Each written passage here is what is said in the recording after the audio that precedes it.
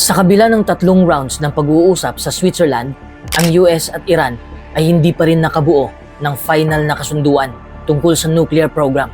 Pero bakit nga ba?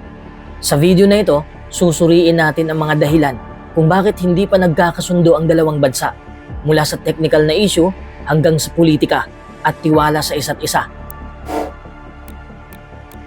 Isa sa pinakamalaking hadlang sa pag-abot ng deal ay ang agwat sa pangunahing issue, ang uranium enrichment ng Iran. Ang US ay naniniwala na anumang enrichment, lalo na sa mataas na antas, ay maaaring magbukas ng posibilidad para sa paggawa ng nuclear weapons. Kaya't ang hinihingi ng US ay pagtigil ng enrichment at pagbawas o pag-alis ng stockpile ng enriched uranium bilang garantiya na hindi lalampas sa civilian purposes ang programang ito. Sa kabilang banda, matindi ang depensa ng Iran sa karapatang magpatuloy ng enrichment para sa peaceful purposes gaya ng nuclear energy at research. Para sa Iran, ito ay hindi lang technical na issue, kundi simbolo rin ng soberanya at simbolo rin ng kanilang karapatang magdesisyon sa sariling teknolohiya. Dahil dito, parehong may mga red lines ang dalawang panig. Ang US ay ayaw ng anumang mataas na enrichment, samantalang ang Iran ay ayaw mawala ng kakayahang mag-enrich kahit para sa civilian use. Ang sitwasyong ito ay lalong pinapalala ng kakulangan ng tiwala. Matapos iwan ng US ang JCPOA noong 2018, naging maingat ang Iran sa anumang pangako ng US na maaaring hindi matupad. Para maintindihan natin ang konteksto mga kaibigan, noong 2015, pumirma ang Iran at ang US sa JCPOA. Layunin nito na limitahan ang nuclear program ng Iran kapalit ng pagbawas o pagtanggal ng economic sanctions sa Iran. Ang US ay nagbigay ng pangakong hindi na ipapatupad ang economic sanctions kung susunod ang Iran sa kasunduan. At dahil dyan, sumunod naman ang Iran sa kasunduan nila. Pero noong 2018, iniwan ng administrasyon ni Donald Trump ang JCPOA at nag-impose muli ng mahigpit na sanctions laban sa Iran. Sa pananaw ng Iran, ito ay pagsuway sa nakaraang pangako dahil nawalan sila ng economic relief na dahilan kung bakit pumayag sila sa enrichment limits sa unang lugar. Kaya sa kasalukuyang round ng negosasyon, mataas ang hesitancy ng Iran na gumawa ng bagong concessions dahil takot silang baka mangyari muli na ang US ay magbigay ng pangako ngayon pero baliwala ito sa susunod na administrasyon o sa susunod na taon. Kahit may positibong tono sa pag-uusap, malinaw na kailangan ng parehong panig na unawain ang mga limitasyon ng isa't isa bago lumipat sa mas komplikadong issue tulad ng pangmatagalang termino ng kasunduan at sanctions relief. Sa ganitong paraan, natural na nagiging sunod-sunod ang diskusyon mula sa pinaka-fundamental na nuclear issue papunta sa ibang technical at geopolitical considerations. Bukod sa pangunahing issue ng enrichment, isa pang malaking hadlang ay ang tagal at saklaw ng kasunduan na gusto ng US. Sa kasalukuyang round ng pag-uusap, malinaw na ipinapakita ng US na ang anumang bagong nuclear deal ay dapat wala ng expiration o indefinite. Ibig sabihin, ayaw nilang magkaroon ng sunset clauses tulad ng sa 2015 JCPOA kung saan may mga probisyon na nagtatapos pagkatapos ng ilang taon at nagbabalik sa dating kondisyon. Para sa US, ito ay paraan upang matiyak na ang Iran ay hindi muling makakapagpalakas ng nuclear program sa hinaharap at may matibay na long-term verification. Sa kabilang banda, hindi komportable ang Iran sa ganitong termino. Naniniwala ang Iran na ang indefinite restrictions ay masyadong malaki ang ibinabawas sa kanilang soberanya at kakayahang magpatuloy sa civil nuclear program. Mas gusto ng Iran ang kasunduang may tiyak na duration na nagbibigay daan sa kanila na may pagpatuloy ang iilan sa kanilang nuclear activities pagkatapos ng nakatakdang panahon. Ang hindi pagkakasundo sa tagal ng deal ay nagpapakita rin ng mas malalim na issue ng tiwala. Habang gusto ng US ang absolute na garantiya laban sa pagbuo ng nuclear weapons, ang Iran naman ay natatakot na maulit ang karanasan nung iniwan ng US ang JCPOA at muling bumalik ang matinding sanctions. Ang tensyon sa pagitan ng demand ng US para sa permanenteng deal at ang kagustuhan ng Iran para sa flexibility ay nagbubukas ng pinto sa iba pang komplikadong issue.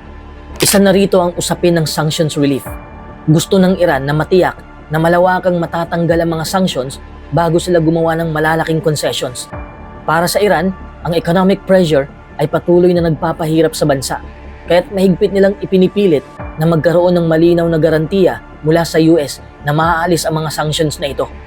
Samantala, ang US ay naglalagay ng kondisyon, kaya may agwat sa timing at lawak ng sanctions relief na parehong panig kayang tanggapin. Wow! Kasama rin sa pinag-uusapang issue ang ballistic missile program ng Iran. Ang US ay nais na maging bahagi ito ng nuclear talks bilang bahagi ng regional security concerns. Ngunit malinaw sa Iran na ayaw nilang ipaloob ang missile program sa kasunduan sa nuclear program. Dahil dito, nakakalikha ito ng karagdagang tensyon. Dahil parehong sensitibo ang dalawang issue at may geopolitical implications na hindi basta mapapabilis. Isa pang komplikasyon ay ang verification at monitoring. Ang International Atomic Energy Agency ay may limitadong kakayahan na i-verify ang buong history at stockpile ng Iran, lalo na sa mga bagong nuclear capabilities na nabuo pagkatapos ng withdrawal ng US mula sa JCPOA.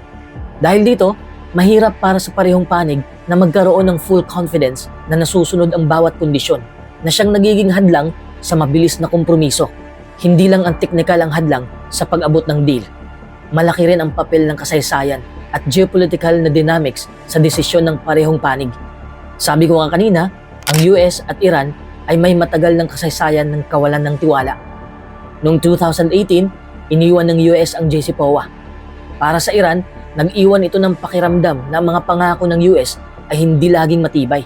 Kaya't nagdadalawang isip silang magbigay ng ganap na concessions sa ngayon. Mula sa pananaw ng US, ang pangamba sa nakaraang karanasan ay nagdudulot ng mas mahigpit na posisyon sa bawat bagong round ng negotiations. Para sa Iran naman, bawat pag-urong sa enrichment o pagbibigay ng kontrol sa kanilang nuclear program ay nakikita nila bilang potensyal na panganib sa kanilang soberanya at seguridad. Bukod dito, ang pressure mula sa mga regional allies ng US tulad ng Israel at ilang Gulf states ay nagdagdag ng geopolitical weight sa desisyon ng US na manatiling matigas. Ang kombinasyon ng mutual distrust, historical grievances at pressure mula sa regional actors ay nagpapakita kung bakit kahit may technical na pag-usad, hindi agad nagkakaroon ng breakthrough. Sa bawat pag-uusap, parehong kinikilala ng dalawang panig ang kahalagahan ng kompromiso. Ngunit napakahirap makahanap ng sapat na middle ground na parehong ligtas at kapaki-pakinabang. Sa madaling salita, walang deal sa ikatlong pag-uusap ng US at Iran dahil may malaking pagkakaiba pa rin sa mahalagang issue. Uulitin ko, gusto ng US na tuluyang ihinto ang uranium enrichment at magkaroon ng pangmatagalang kasunduan. Samantalang ipinaglalaban naman ng Iran ang karapatan nilang mag-enrich para sa civil purposes. Bukod dito, may dagdag na komplikasyon tulad ng sanctions, ballistic missiles, at kakulangan ng tiwala dahil sa nakaraan.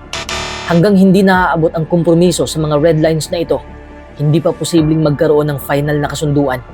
Sa simpleng sabi, parehong panig, may gusto at may takot. Kaya hanggang ngayon, hanggang hindi nabubuo ang isang solusyon na tatanggapin nilang pareho, wala talagang kasunduan na mangyayari. Kung gusto mong manatiling updated sa mga ganitong global tensions at kung gusto mong maintindihan kung bakit nangyayari ang bawat diplomatic move, mag-subscribe ka na sa channel na ito at mag-follow ka na rin sa page natin para una kang makaalam sa mga bagong analysis. Pero bago ko tapusin ang video, ano sa tingin mo ang pinakamalaking hadlang para magkaroon ng deal sa pagitan ng US at Iran? Gusto kong marinig ang opinion mo.